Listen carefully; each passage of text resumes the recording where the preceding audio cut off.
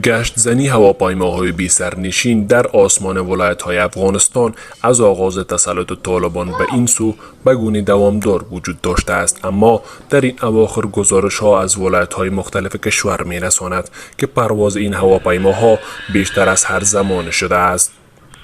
در یک هفته گذشته مردم ولایت‌های بدخشان، کندهار، نیمروز، هرات، نورستان و پکتیکا شاهد پرواز این هواپیماها بودند، اما تاکنون روشن نیست که این هواپیماها از کدام کشور وارد حریم هوایی افغانستان شدند. هرچند مشخص نیست که این هواپیماها مربوط به کدام کشور است، اما ذبیح الله مجاهد سخنگوی طالبان در واکنش به گشت زنی این هواپیماها امریکا را متهم به نقض حریم هوایی افغانستان کرده است.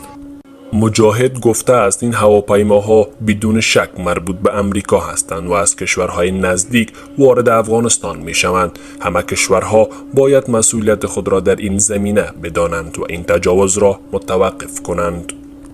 با این حال جان اچکزی وزیر پیشین اطلاعات ایالات بلوچستان پاکستان ادعا کرده است که طالبان با پیمانکاران استخباراتی ایالات متحده همکاری می کنند و پایگاه را در قندهار برای پرواز هواپیماهای بی سرنشین امریکایی ایجاد کردند. به گفته وزیر پیشین اطلاعات ایالات بلوچستان پاکستان، طالبان برای مبارزه با شاخه خراسان داعش دست به این اقدام زدند.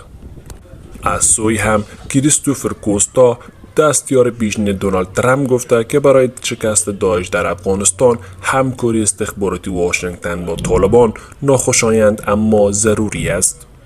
این در حالی است که چند روز پیش میتیو میلر سخنگوی وزارت امور خارجه امریکا بدون اشاره به پرواز هواپیماهای بی سرنشین ایالات متحده در کشور گفته بود که واشنگتن نگران تهدید داعش در افغانستان و منطقه است.